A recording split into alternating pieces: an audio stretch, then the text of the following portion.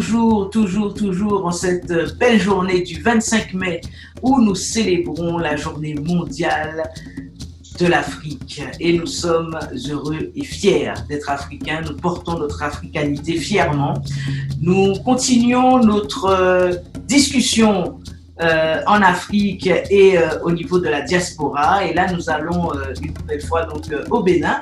On va donc à la rencontre d'Eriomi Esaïe Adeosi, alias Azekoul sur les réseaux sociaux. Alors, Eriomi Esaïe, vous êtes un jeune citoyen du monde de Porto Novo, hein, quand même, hein, et grand passionné de la diversité culturelle africaine. Et vous êtes très actif, qui ne connaît pas Azekoul, hein, à travers les réseaux, mais notamment à travers ce que vous faites. Hein. Vous êtes promoteur et entrepreneur culturel. Et donc, vous êtes le président de l'association Culture et Développement d'ici et d'ailleurs, CDIA. Vous êtes très actif pour le Festival international Couleurs d'Afrique. Donc, l'objectif premier, c'est d'accompagner le développement de la professionnalisation des artistes et orienter les acteurs culturels vers de nouveaux challenges à dimension régionale et internationale. Oui. 57 ans après ce fameux congrès à Addis Abeba, on célèbre encore la Journée internationale de l'Afrique. Qu'est-ce que ça évoque pour vous en tant que jeune porto-novien, en tant que jeune... C'est bien ça, hein, on dit porto-novien, hein, c'est bien ça, hein, voilà. Bien sûr, bien sûr. Voilà, en tant que jeune porto-novien, jeune béninois, jeune africain tout court, vous qui résidez sur le continent, on va rester dans votre champ d'expertise, dans votre champ d'analyse qui est effectivement la culture, la promotion des artistes. Quel est votre regard 57 ans après? Merci beaucoup pour ce grand rendez-vous. Ce grand rendez-vous quand même qui nous permet de nous prononcer de façon globale sur l'état de notre continent, et plus spécialement ce que représente aujourd'hui la culture africaine 57 ans après ce congrès-là. Je pense que l'Afrique aujourd'hui se porte bien et chaque fois que nous devons célébrer la Journée mondiale de l'Afrique, je crois qu'il y a une avancée. Ce qui se fait depuis 57 ans jusqu'à ce jour n'est pas constant, tout simplement parce que chaque génération a sa manière de réfléchir, chaque génération a sa manière d'agir. 57 ans après, je peux dire que l'Afrique est dans une autre dynamique. Cette dynamique-là qui nous conduira tous vers, je dirais, un développement que nous aurons souhaité. Tout simplement, 57 ans après, nous sommes en train de travailler et nous continuerons toujours à travailler pour que les générations futures puissent bénéficier de ce que nous faisons aujourd'hui. Mais concrètement, comment ça se passe en fait, Eriomi? Vous êtes donc acteur culturel, défenseur de la culture béninoise, de la culture africaine. Comment ça se passe concrètement sur le terrain entre acteurs culturels eux-mêmes et au niveau évidemment des institutions? Au niveau des institutions béninoises, j'avoue que jusqu'à ce jour, je n'ai aucune information par rapport à une quelconque organisation pour célébrer cette journée mondiale de l'Afrique.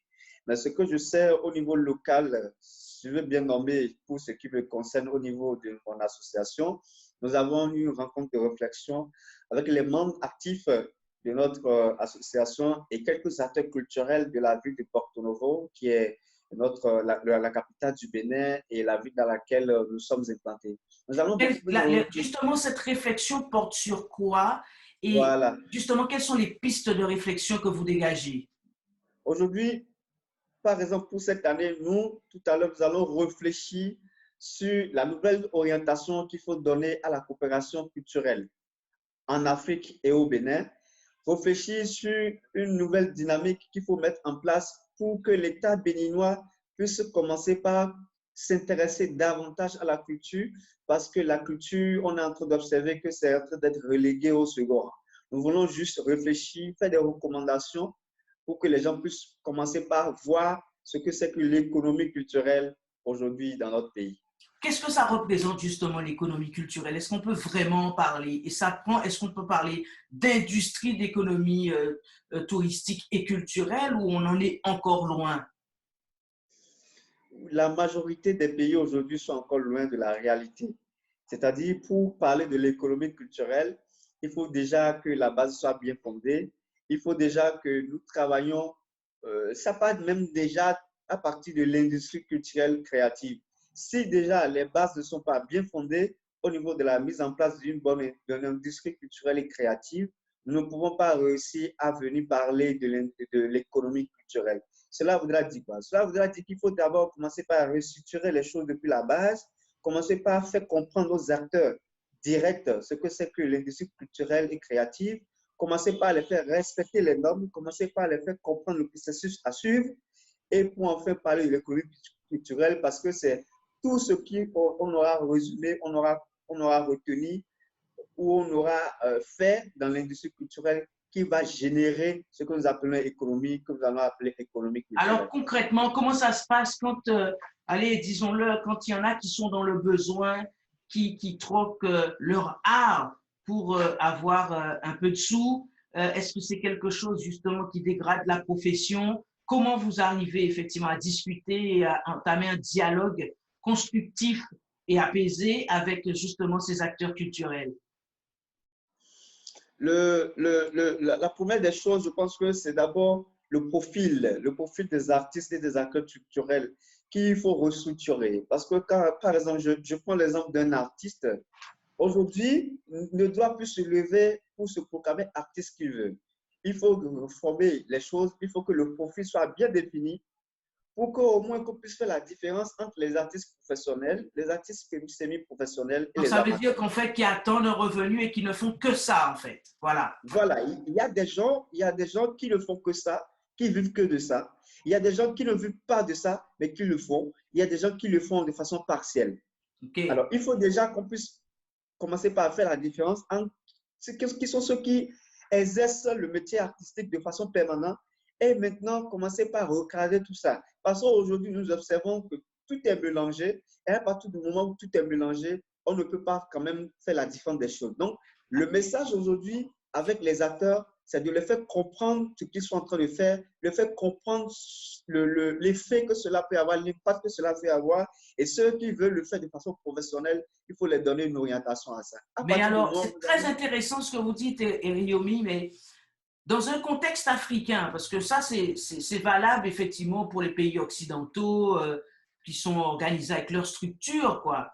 Mais dans les pays africains, si on prend le cas du Bénin, puisque vous êtes à Porto Novo, est-ce qu'on peut réellement parler de la vie artistique à 100% et de ne vivre que de cela, alors qu'on sait que la vie est difficile quand même et qu'on ne peut pas bien souvent subvenir à ses besoins qu'avec un seul salaire, sachant en plus que la culture, les artistes ne sont pas si bien considérés que cela.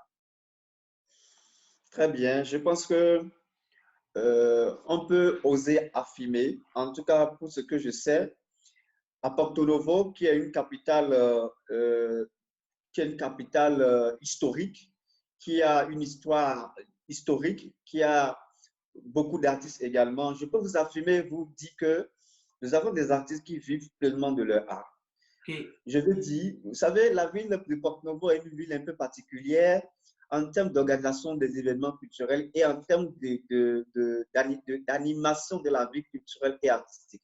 C'est une ville qui est tout le temps, sinon tous les week-ends en manifestation, même si parfois c'est folklorique. Donc, il y a tellement d'artistes qui font du folklore à Porto Novo qui s'en sortent très bien. Il y en a qui font la musique également, musique traditionnelle et moderne, qui s'en sortent aussi très bien. Mais ça dépend de l'orientation que chacun donne à son art. Si vous faites une musique, par exemple, en tant que chanteur, qui n'intéresse pas ceux qui vont faire les manifestations les week-ends, vous n'allez pas vous en sortir. Nous avons des artistes qui s'en sortent déjà à partir de là. Mais c'est une minorité. Au-delà de ça, nous avons des plasticiens aujourd'hui qui quand même se débrouillent pas mal à Porto Novo, qui ont des projets quand même qui font des expositions. Et c'est vrai, on ne peut pas dire qu'ils vivent pleinement de leur art, mais je pense qu'ils arrivent à tenir le quotidien avec ça, même si ce n'est pas ce que nous aurons souhaité. D'accord. Alors, quel est le regard justement que les Béninois, les Africains doivent avoir aussi en direction des artistes, en direction des promoteurs culturels? et touristique aussi, parce que c'est très lié finalement. Oui, je crois que les gens doivent commencer par voir autrement les créateurs d'œuvres d'esprit. Les gens doivent commencer par les considérer aussi comme des couturiers, comme des fonctionnaires, comme des gens qui travaillent permanemment et ils ont besoin de vivre de leur art. À partir de ce moment-là, les gens doivent commencer par les soutenir parce qu'il manque de soutien, ces gens-là, tout simplement parce qu'on a une manière de les regarder, on a une manière de considérer ce qu'ils font comme art. Donc, ce que moi je peux dire, tel que la charte culturelle béninoise le dit, nous devons considérer tous ceux qui pratiquent un métier d'art comme quelqu'un qui est aussi normal et qui exerce un métier dont il a besoin de vivre. Très bien. Très, très bonne analyse et belle discussion avec vous. Donc, Eriomi Esaïe Adé aussi. On était donc en direct avec vous de Porto Novo. Bonne fête de cette journée internationale, cette journée mondiale de l'Afrique. Une pensée aussi pour tous vos membres. Bravo et félicitations pour le travail immense que vous faites à Porto Novo et au-delà pour l'ensemble du Bénin. Qu'est-ce que vous pouvez souhaiter à ceux qui vous regardent en direct sur Africa Mundo et en direct sur tous les réseaux, tous ceux qui partagent cette vidéo actuellement? Je vous remercie pour cette opportunité.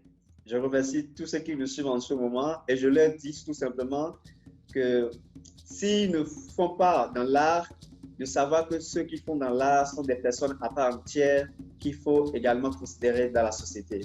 Je dirais pour ceux qui sont dans l'art, de garder courage, d'être persévérants. Et nous sommes en train de travailler sur le continent, nous tous d'ailleurs, pour redynamiser les choses. Et je crois que d'ici quelques années, les choses vont profiter non seulement à nous, mais à la génération à venir. Je vous remercie beaucoup et très bonne fête, très bonne journée mondiale de l'Afrique à chacun et à tous. Merci beaucoup, Eriomi. Nous étions donc à Porto Novo. On va poursuivre nos discussions. À très bientôt. On salue tous les Béninois, bien sûr. Salut.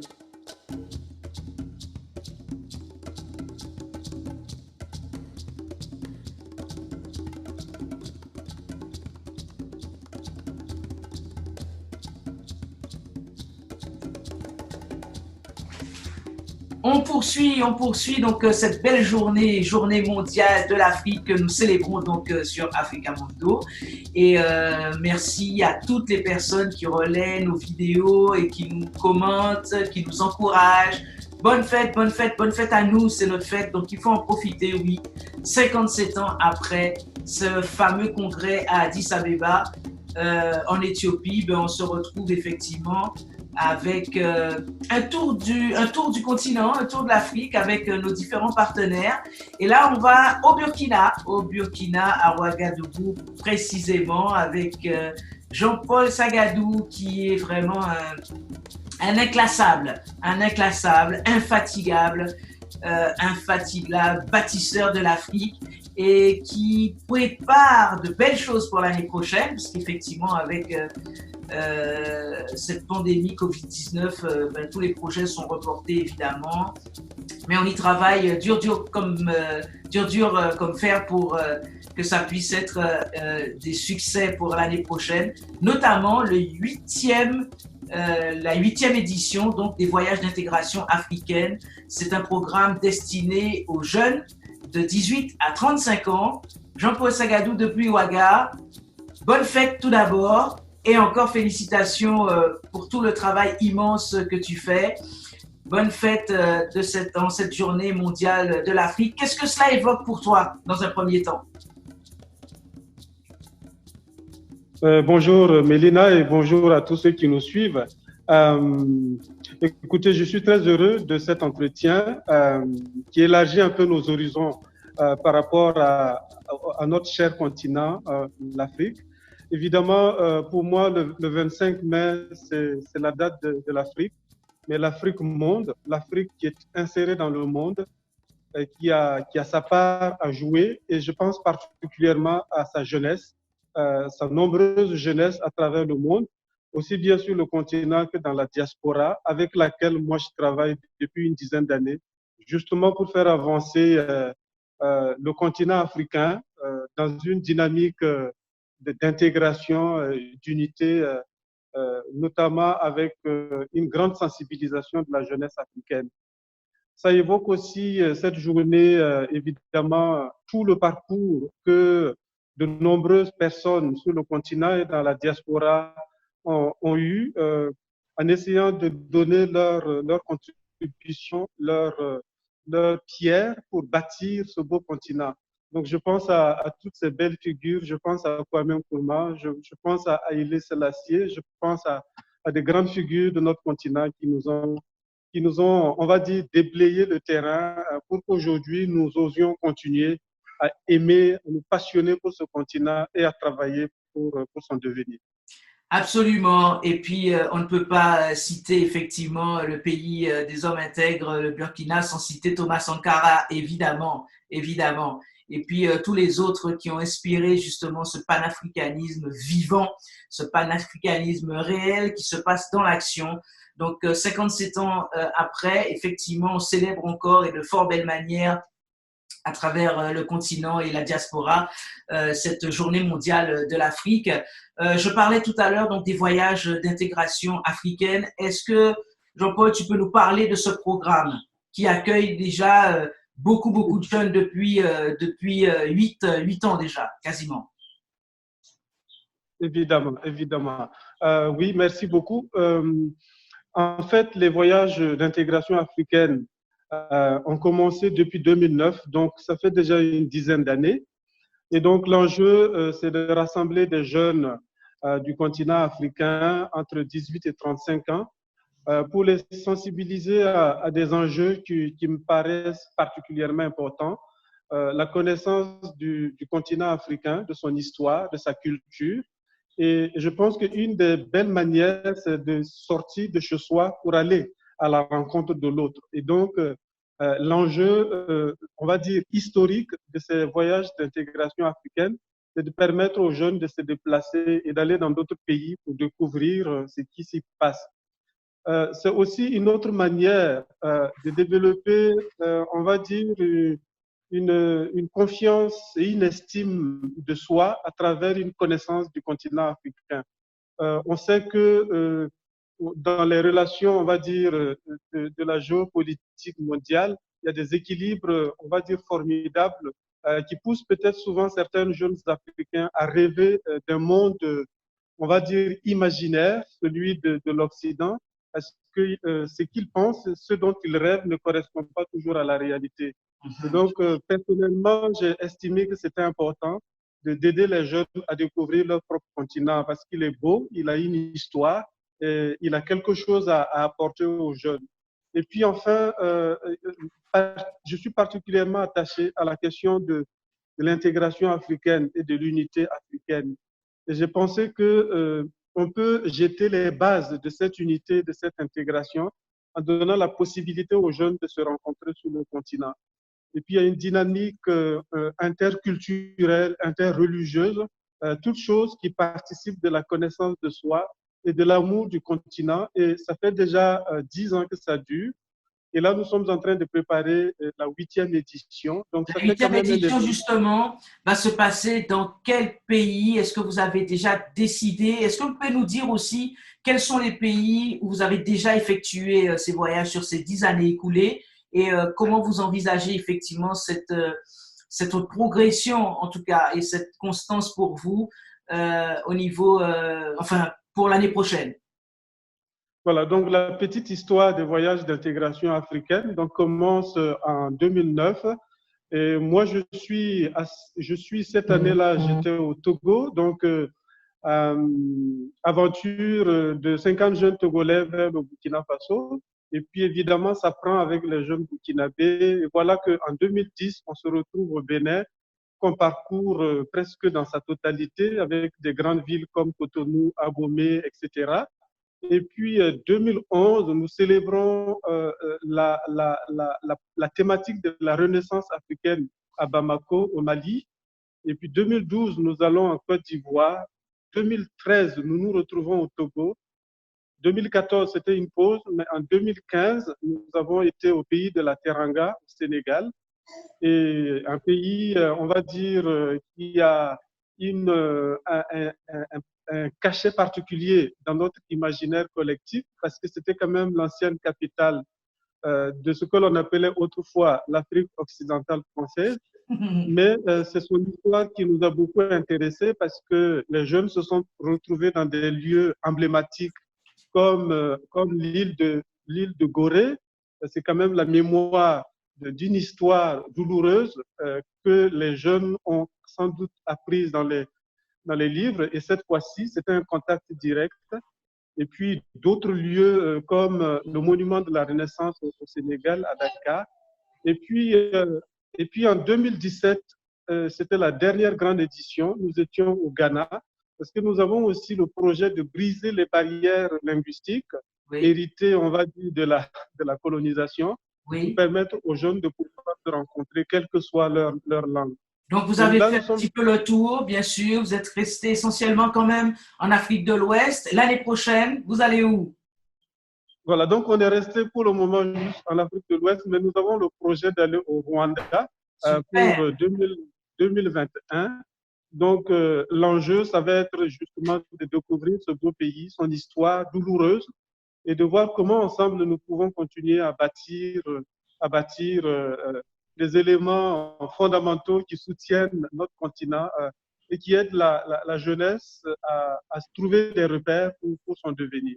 Alors, c'est le moment, c'est extraordinaire ce que vous faites depuis. C'est le moment de lancer un appel justement aux jeunes Africains qui voudraient participer à cela, sans oublier les jeunes de la diaspora aussi, de la diaspora de la Caraïbe aussi, qui voudraient, c'est le moment de leur lancer un appel, de vous contacter pour qu'ils puissent prendre les dispositions nécessaires pour se préparer pour l'année prochaine. Ça va se passer aux alentours de juillet, des vacances en 2021. Juillet, août, voilà. Nous n'avons pas encore arrêté les dates, sans doute à cause de l'événement que nous vivons actuellement, qui a un peu bloqué les préparatifs. Mais nous le ferons incessamment. Et c'est vrai que pour moi, il y a un enjeu formidable pour les jeunes, peut-être même pour les adultes qui nous écoutent ou qui vont nous suivre, qui nous suivent, c'est que nous estimons à partir du continent africain qu'il y a une nécessité absolue à continuer à mettre en relation les jeunes du continent et ceux de la diaspora. Et de fait, du côté des Antilles, il y a encore quelque chose de plus fort à mettre en place parce que de part et d'autre, je pense que l'histoire ne nous a pas permis de créer des liens. Il est temps qu'on le fasse parce que... Pas suffisamment encore, tout à fait. Donc peut-être que 2022, ce sera aux Antilles, Guadeloupe, Martinique, on ne sait pas encore, pourquoi pas. Haïti, pourquoi pas. Pourquoi pas. Merci beaucoup, merci. Un contact, une adresse mail, comment on fait pour vous joindre? Alors, on va dire que... On est sur Internet, évidemment, sur les réseaux sociaux. Par exemple, il y a, en cliquant simplement sur Facebook, on aura Réseau des jeunes pour l'intégration africaine. Et à côté, on a aussi la page Facebook des voyages d'intégration africaine. Donc, en allant sur Facebook, on trouve et on trouvera évidemment les autres liens qui nous permettent de continuer à échanger, à dialoguer et à bâtir cette aventure commune ensemble. Merci beaucoup. Et puis, je sais que c'est cher à ton cœur et tu transmets ça à toute cette génération, cette notion Ubuntu. Donc, c'est vraiment très important. Je suis parce que nous sommes, évidemment. Donc, ça poursuit son chemin. Donc, soyons solidaires. Bon courage dans cette épreuve que traverse le monde, que traverse l'Afrique. Et évidemment, le Burkina Faso n'est pas en reste. On se soutient et on reste ensemble. À très bientôt. Bonne fête. Merci. Bonne fête en cette journée internationale, en cette journée mondiale de l'Afrique. À bientôt. Merci. Ubuntu. Vive l'Afrique.